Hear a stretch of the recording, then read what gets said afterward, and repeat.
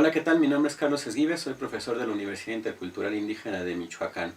Les agradecemos por visitar nuestro video, es el segundo de la serie de clases a distancia que estarán dando este 2020. Este video tiene el interés de explicar un poco cómo se va estudiando desde la sociología el cambio sociocultural. La sociología puede explicar de diferentes maneras el cambio sociocultural, pero para poder explicar lo que es primero nos enfrentamos a una problemática. Tenemos que hablar de lo que es el orden social, porque si queremos hablar de un cambio, pues primero tendríamos que hablar del orden, de lo que está, qué es lo que cambia, qué es lo que se modifica.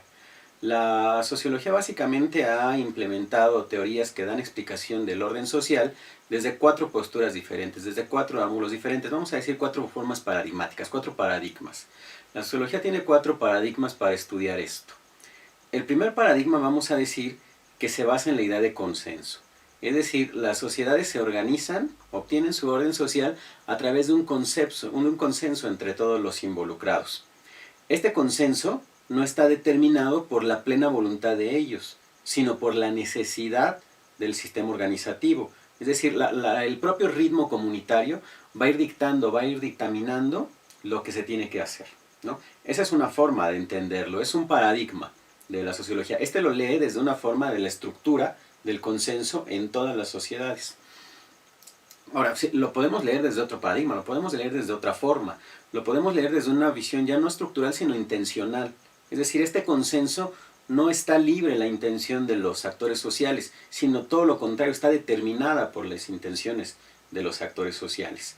Es decir, los actores son entes vivos, entes autónomos, que lo que van haciendo es moviendo al colectivo social según los intereses individuales o colectivos, pero de un pequeño grupo.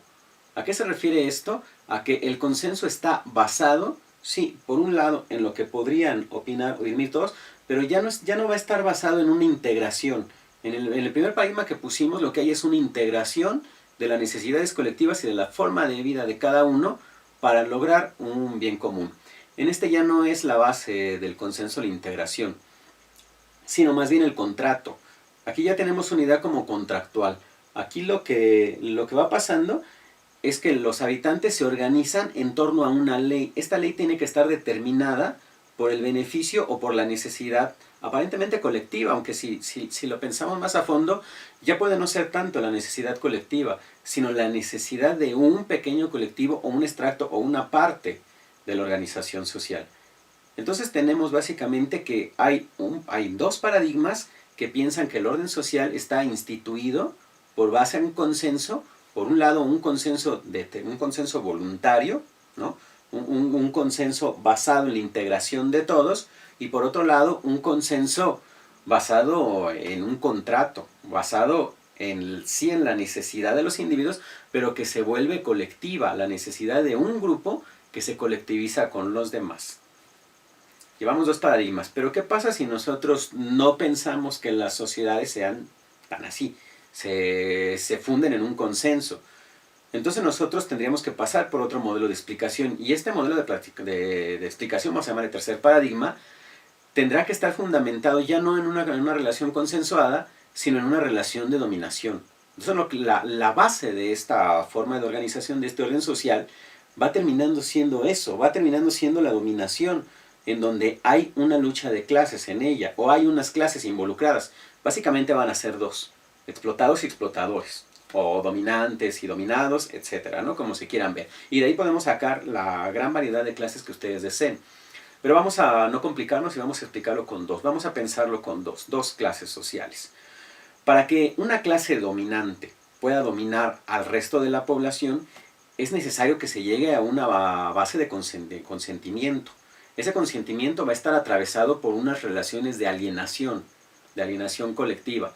Para que la alienación se logre dar, tiene que darse en tres campos, en tres rubros, en tres esquemas. Vamos a decir el económico, el político y el ideológico. Cuando nosotros hablamos de alienación económica, o cuando nosotros hablamos de relaciones económicas, hablamos de todas las relaciones con las que se logra la producción. Cuando nosotros hablamos de relaciones políticas, hablamos de las relaciones con que se organiza la producción, con los que se reglamenta. la producción y también la vida de los individuos. Y cuando nosotros hablamos de ideología, la podemos hablar en el sentido marxista de proceso de falsa conciencia, estamos hablando de ideas que no son propias de los actores sociales, sino que vienen de un exterior, que han sido puestas en mí y que yo determino como si fuesen propias, como si hubiesen salido de mí, aunque no sea así. Entonces tenemos que esta alienación ideológica tiene que ver con un consentimiento de que este es uno de los mejores mundos posibles. O sea, esto es lo que se tiene que hacer, esto es lo que está, esto es lo que tenemos que seguir, esto es el orden social. Esto entonces, como dijimos anteriormente, está determinado por tres procesos alienatorios. Económico, los propios medios de producción, por lo menos de nuestro sistema capitalista, son alienantes. Económico, político, que la organización no dé cabida a que pueda haber otras posibilidades, sino más bien que se instaure como la única posibilidad o la mejor posibilidad ante todas las posibilidades. Y el ideológico. El ideológico es cuando ya todo esto ha sido introspectado por los habitantes, por los dominados en este caso, y asuman el papel de la dominación. Entonces el orden social se va dando por una serie de consentimiento alienatorio sobre esta serie de pasos. Bueno, ese es un tercer paradigma. Este tercer paradigma pone la dominación desde un campo estructural, donde dice que lo que hay es un encuentro de clases que buscan la dominación y que está garantizada esta dominación vía la alienación de los sujetos. Ahora, ¿pero qué pasa si no es la alienación lo que reina? Ya llegamos al cuarto y último paradigma de los que vamos a hablar en este momento. Si la alienación no es lo que reina, sí los procesos de dominación, no consenso, sino los procesos de dominación, pero si no reina esto, entonces reina la institucionalización. Y entonces lo que tenemos acá es una lucha, un principio de institucionalización garantizado por un árbitro que va a ser el Estado. Es decir, aquí la dominación se va determinando por un ente que pareciera ser que está fuera de los intereses del colectivo. Es decir, nosotros pensamos en un Estado y un Estado no son los deseos e intereses de un pequeño grupo, por lo menos eso suponemos, ¿no? Sino más bien un Estado serían las necesidades colectivas consensuadas de manera objetiva, que se exteriorizan y entonces terminan dominándonos a todos. Este paradigma de la sociología que entiende el orden social por institucionalización, de lo que trata de hablarnos es de una lucha de clases.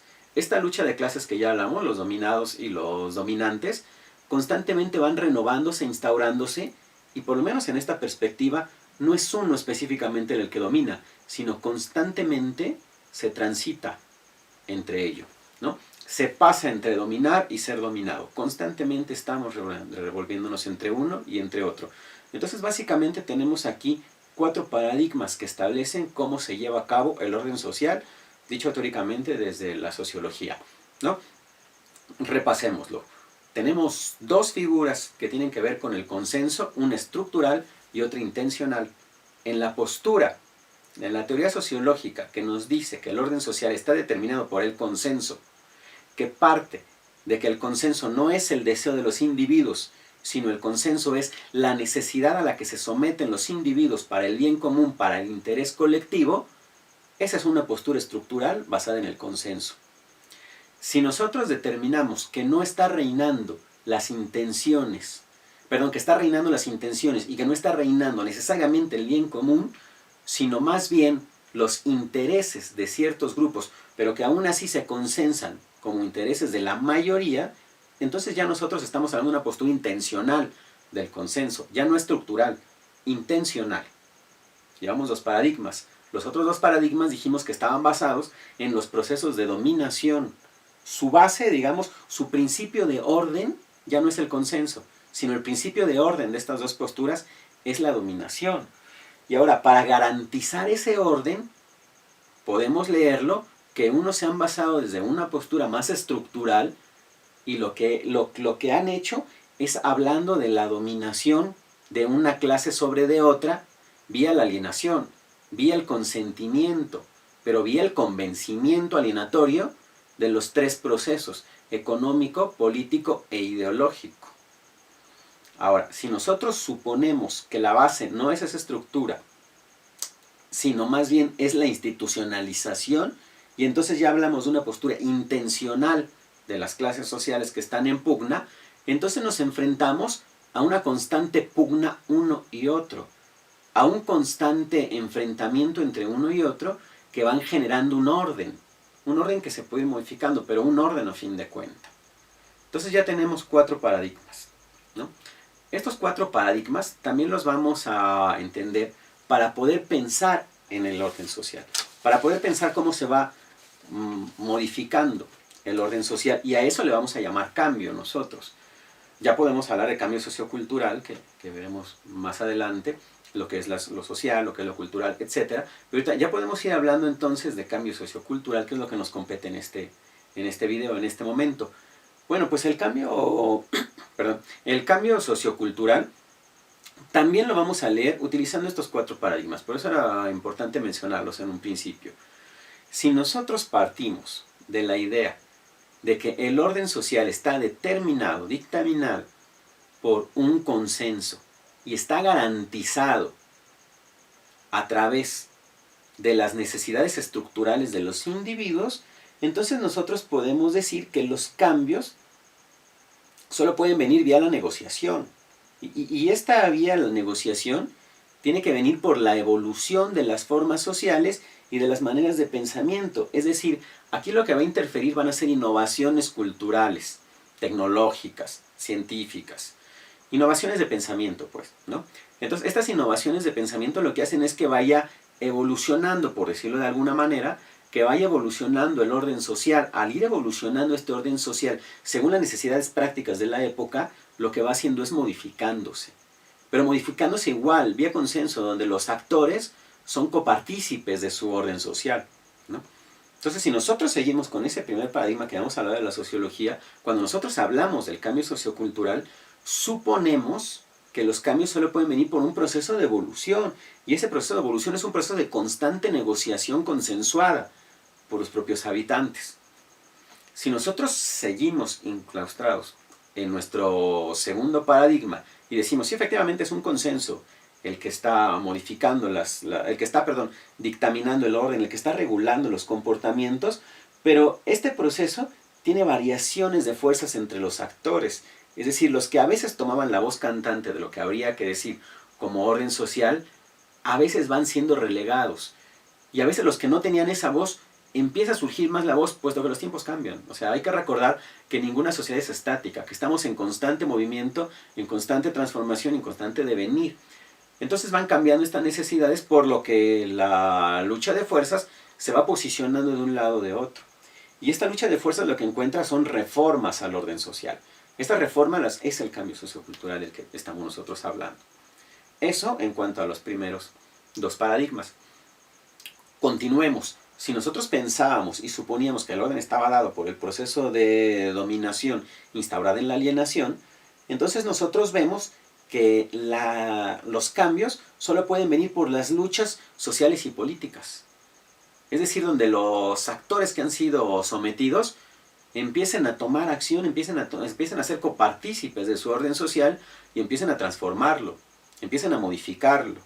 Entonces nosotros ya estamos llegando a que aquí es solo por revolución.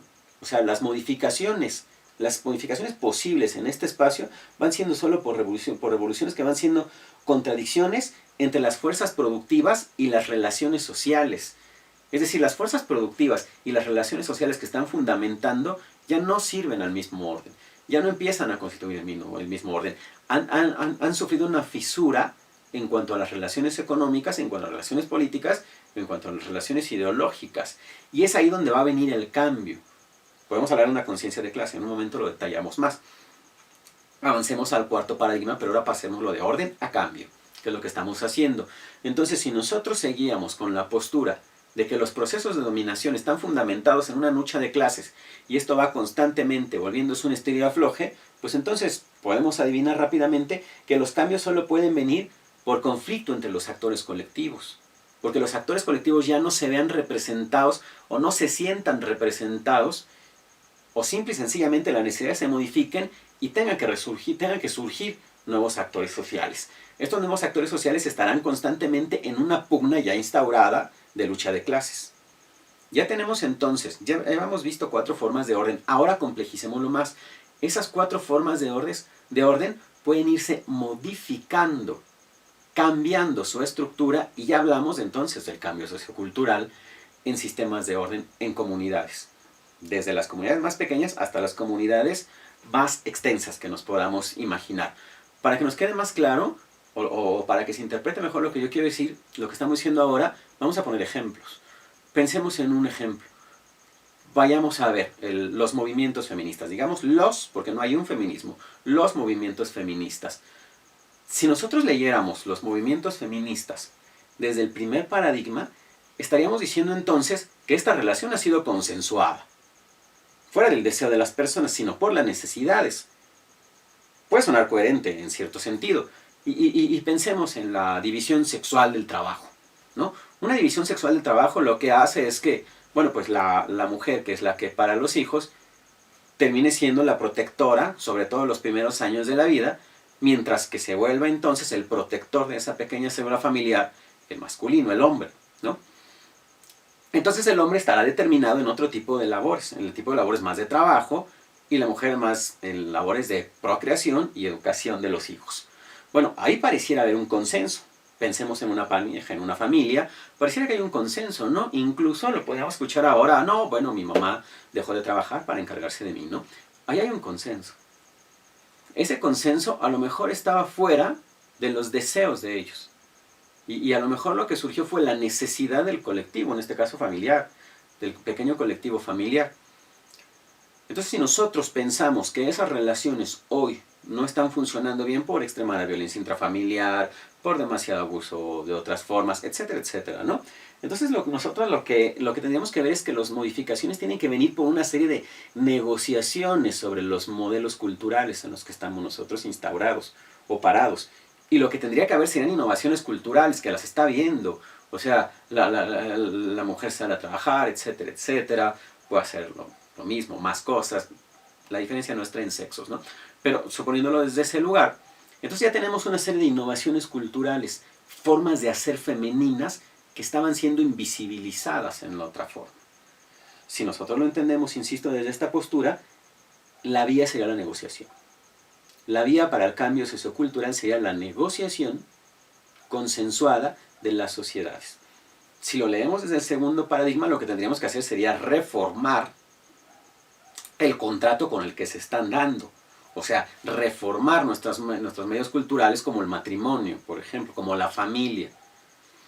Tendríamos que hacer esa reforma, pero tendría que seguir siendo vía la negociación. Si nosotros lo pensamos desde los otros paradigmas donde están instaurados, no sobre lo comunitario, sino por sobre lo comunitario, encima de lo comunitario, entonces estamos hablando de una dominación fuerte, potente, que ya no es fácil modificar. Por lo menos ya no se puede modificar vía la negociación. Entonces ya nosotros podemos hablar de luchas sociales y políticas. O sea, el factor de cambio ya no es la negociación como los dos paradigmas anteriores, sino la lucha sociopolítica de estos actores para poder figurar en los procesos de dominación, en los procesos de lo colectivo. Entonces pensemos dónde está instaurada la diferencia o la desigualdad de género en estas posturas. Entonces pasemos al tercer paradigma. En este tercer paradigma tenemos que la posibilidad es la lucha social y política, pero con una circunstancia revolucionaria. Es decir, estas modificaciones tienen que darse por una revolución, ya que lo que está reinando aquí es una contradicción entre las fuerzas productivas y las relaciones sociales. Eso lo podemos identificar nosotros en los movimientos feministas si empezamos a ver, por ejemplo, la cantidad de desigualdades económicas de las cuales se generan un montón de cosas más, el problema de un Estado que protege a los agresores, llámese desde gente de violencia intrafamiliar, desde esposos que no quieren pagar pensión y salen bien librados de las cosas, hasta lo más aberrante y nefasto que tiene nuestro Estado, que son los feminicidios, ¿no? Entonces acá pasamos a que la posibilidad de acción viene desde el proceso de desalienación ideológica, viene desde el proceso donde tiene que haber una cierta forma de conciencia de clase, como nos mencionaría Marx, y eso es lo que están haciendo los movimientos feministas hoy en día.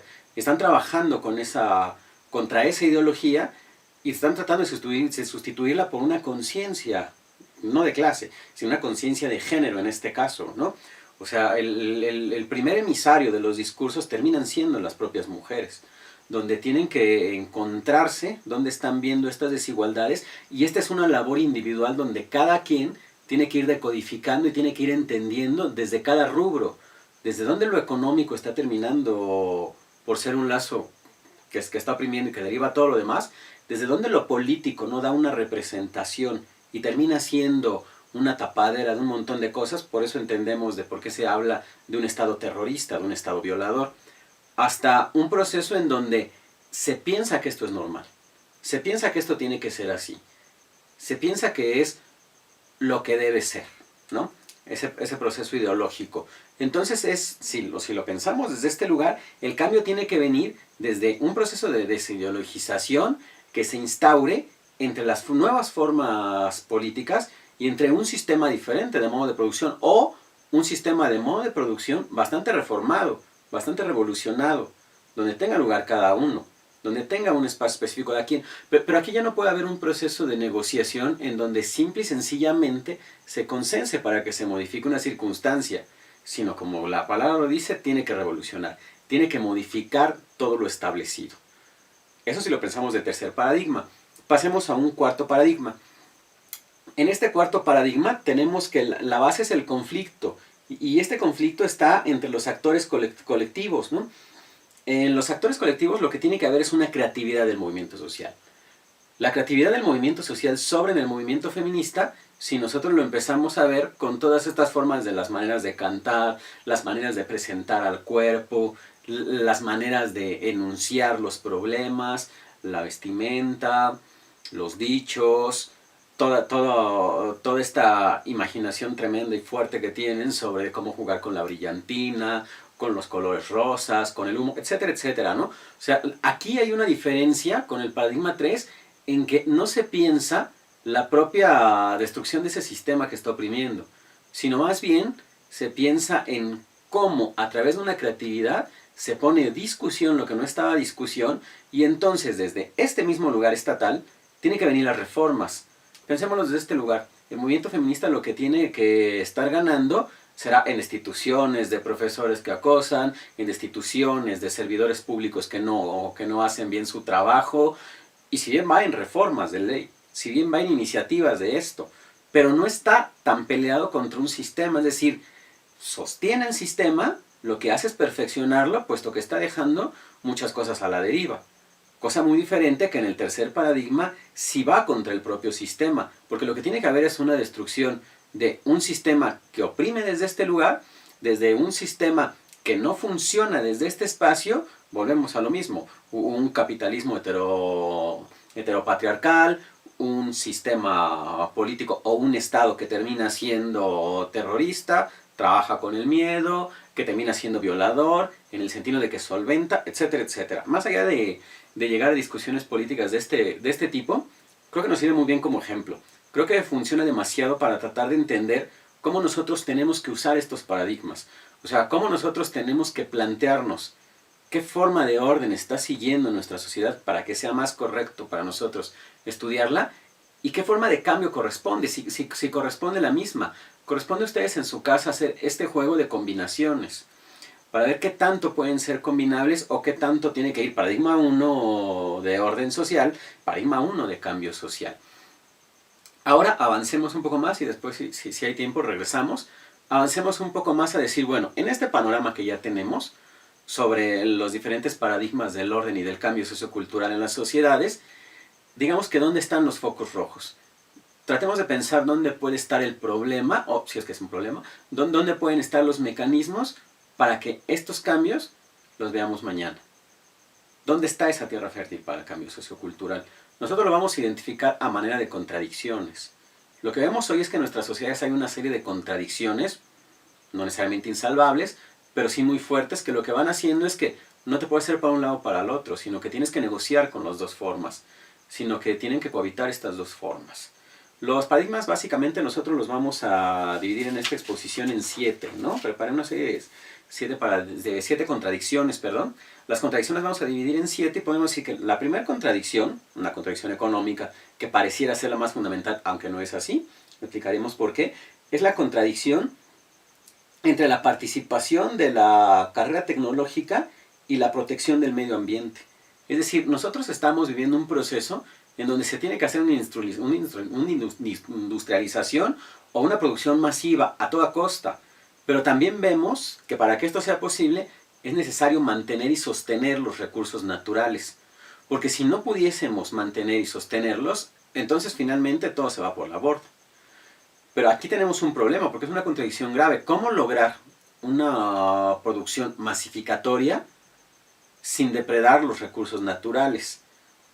Es obvio que esto va a tener un montón de cambios, sea la postura que se lleve, ¿no? Sea la postura que se asuma, que cualquier Estado asuma para esto. Una segunda contradicción, podemos decir que es la producción y el reparto de la riqueza. O sea, aquí nosotros encontramos una contradicción bastante seria, que es que se produce un cierto nivel de riqueza, pero no es lo mismo como se distribuye. Y vayamos más atrás. Cada Estado lo que tiene que hacer es ampliar sus modos de producción porque si no perecería. Lo que tiene que hacer es generar más, digamos, beneficio, generar más con el propio trabajo de lo que está haciendo, para que esto lo haga solventable y para que esto le pueda dar una continuidad, esto pueda dar una ampliación de los modos de producción, de las relaciones de producción también. Entonces lo que tenemos es, juguemos con una palabra muy al periodo marxista, plusvalía. Lo que tenemos que hacer es producir una serie de plusvalía. ¿Pero qué es la plusvalía? La plusvalía es un valor agregado, es una ganancia agregada al propio trabajo. Pensemos en el trabajador, cómo genera esta plusvalía.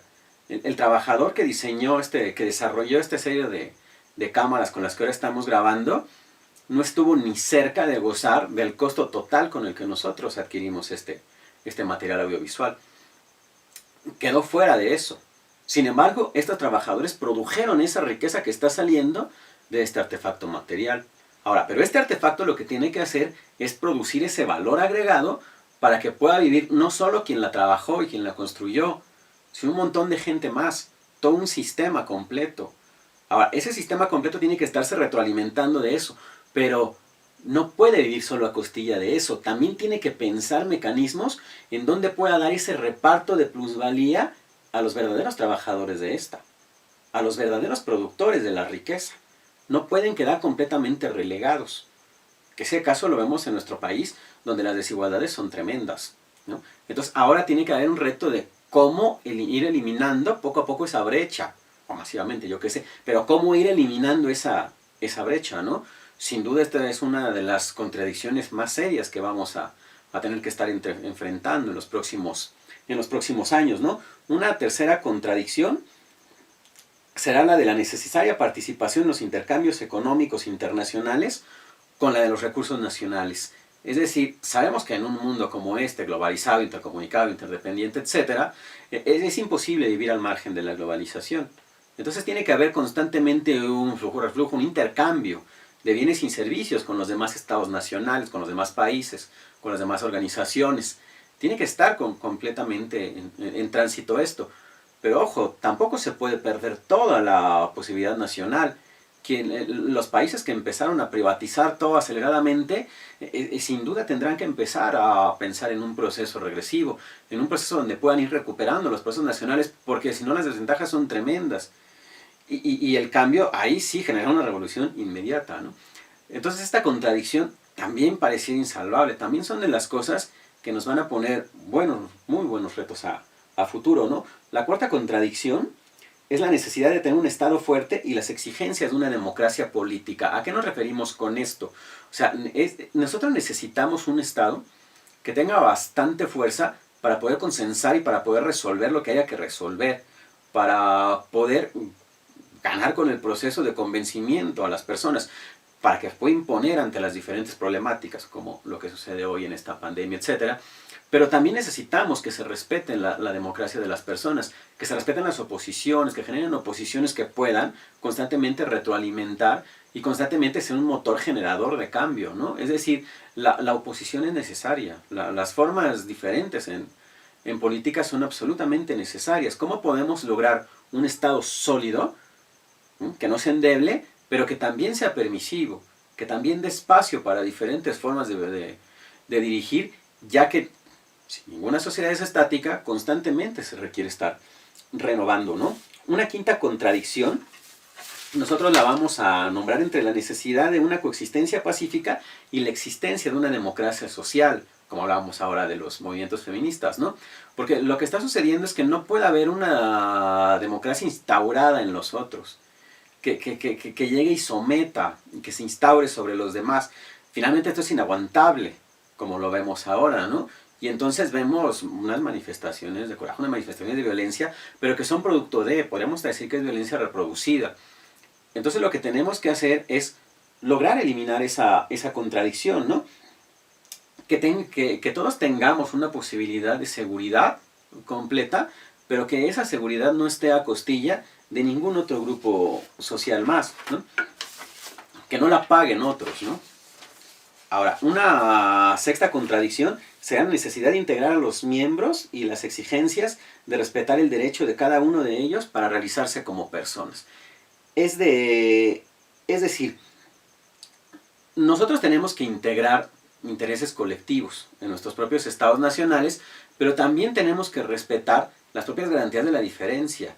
Un estado o una cultura que mate la diversidad es un estado que se aniquila a sí mismo, porque no puede quedarse siempre de la misma manera. Siempre tiene que estar revolucionándose, siempre tiene que ser dinámico, siempre tiene que estar en constante movimiento. Y esto nos lleva, o va a ir de la mano, en la séptima contradicción, última contradicción, que es entre la generalización del modelo cultural y el individuo sujeto actor, ¿no? Así le vamos a llamar, que es el respeto de la cultura y de las identidades de las minorías. Cada sistema genera algo que vamos a decir modelo cultural. O sea, todas las sociedades tienen una manera con la que significan el mundo, con la que piensan la diferencia, que vamos a llamar modelo cultural. Pero un modelo cultural nunca puede ser uno. Es decir, ya que pensemos en nuestro país, como dijimos hace rato, sobre los movimientos feministas, no existe un México, sino existen varios modelos culturales de lo que es México. Existen varios grupos sociales, varias comunidades, varias ideas, no así ideologías, varias ideas de cómo entenderse en un espacio geográfico político determinado, que es nuestro país. Pero eso no quiere decir que es una cosa única. Cuando la igualdad se disfraza desde ese lugar, termina siendo todo menos algo libertario, termina siendo un mecanismo opresor, puesto que podríamos decir, bueno, si todos los mexicanos somos iguales, entonces todos tendríamos que pichar para el mismo lado, que empujar para el mismo lado, cosa que no debe de ser, cosa que no está ocurriendo en la realidad práctica. Entonces en lo que consiste es en respetar modelos culturales y de lograr hacer un estado donde puedan convivir estos modelos culturales. A esto nosotros le vamos a llamar cultura en general, pero cada cultura, cada comunidad tiene que irse separando. Vayamos un poco más atrás. ¿Qué es una comunidad? Una comunidad es un grupo de personas que cohabitan un mismo espacio, ¿no? Una vez que cohabitan este grupo de personas este espacio, pues tendrá que generar formas de organización, y al generar formas de organización tendrán que existir ciertos intereses personales, ciertos intereses individuales. Vamos a llamarle fines. La comunidad no está antecedida por los fines. Todo lo contrario, los fines están antecedidos por las formaciones comunitarias. Cuando se generan organizaciones con fines, con determinados fines, cuando uno se organiza con determinados fines, entonces es una asociación, ya no es una comunidad, es una asociación. Y entonces nosotros tenemos bastantes asociaciones, asociaciones de estudiantes, asociaciones deportivas, asociaciones de montón de tipos, ¿no? Entonces, toda comunidad está dividida por ciertos grupos asociativos. Eso es benéfico para cualquier motor de Estado nacional. Repetimos, la diversidad, ¿no? Ahora, estas asociaciones, si pugnan desde el mismo lugar, terminan siendo subculturas. Por eso nosotros hablamos de subculturas, ¿no? Por eso cuando hablamos de identidades juveniles, como llaman algunos, estamos hablando de subculturas, de procesos subculturales. Si existiese un modelo cultural de estos que estuviera en contra del otro, que simple y sencillamente no quisiera trabajar con las mismas reglas, cosa que casi nunca pasa, entonces estamos hablando de contracultura, pero eso es otro boleto. Nosotros tenemos entonces que estudiar la cultura y las subculturas que la dividen, para poder ver cómo estas subculturas, en la manera en la que se organizan, en la manera en la que empiezan a producir formas de comprensión, formas de dotar de sentido el mundo, realidades sociales, por decirlo de alguna manera, esa es la manera en la que articulan los cambios, esa es la manera en la que generan algo. O sea, finalmente los movimientos feministas Lo que están haciendo es rearticular a través de los pensamientos e instaurándose en los sistemas políticos y económicos. Por eso podríamos suponer que en el tercer paradigma es en donde tendría que estar atacando más fuerte los grupos feministas. Desde luego que tal vez la opinión pública preferirá en el paradigma 1 y 2, donde hay un consenso, donde sea poco a poco, donde sea progresivo, porque no hay una serie de privilegios que no se quieren tocar, que no se quieren mover. O sea, hay una responsabilidad subjetiva entre todos que que no todos están asumiendo de la misma manera y que un gran número de la población no quiere asumir. Entonces este cambio sociocultural tiene que venir por la revolución, tiene que venir por la fuerza, tiene que venir por un quiebre, tiene que ser violento en el sentido, no violento de golpes, pero sí violento en el sentido de que rompe con el orden establecido. Y todo lo que rompe con el orden establecido, pues desde luego que va a poner el grito en el cielo la población más renuente al cambio. Porque lo que está haciendo es modificar las ideas con las que yo configuraba el mundo. Entonces, estar equivocado. Esto va generando estos cambios socioculturales acelerados. Pero pensémoslo desde ese lugar. Están surgiendo desde la idea. Y desde la idea tienen que llegar a la estructura política y a la estructura económica, que es donde se tienen que instaurar. Yo puse ese ejemplo, pueden haber muchos otros, inclusive este ejemplo puede estar muchísimo mejor dicho de lo que yo lo he dicho en este momento, pero corresponde a ustedes que están viendo esto, empezar a generar. O sea, ahora lo que vendrá como tarea para la clase virtual, que es para lo que se realizan esta serie de grabaciones, ahora lo que corresponde como tarea es que pensemos, 1, paradigmas del orden, 2, paradigmas del cambio sociocultural, 3, relación que tienen estos paradigmas, si siempre tiene que ser el 1 con el 1, el 2 con el 2, etc. O cómo se pueden ir relacionando, si es que se pueden relacionar. Si solo existen el 1, el 2, el 3 en una sociedad, o existen relacionados todos juntos. Entonces, tarea para la sesión virtual, por favor elaboren un cuadro donde de la izquierda, en el lado izquierdo pongan los paradigmas que vimos del orden, centro, los paradigmas que vimos del cambio, derecho, las contradicciones, puntualicen las contradicciones y con eso nosotros ya tendremos bastante material más la lectura hecha de su texto para poder discutir y para ver hacia dónde nos va a llevar y cómo vamos a seguir pensando la vinculación comunitaria desde este lugar.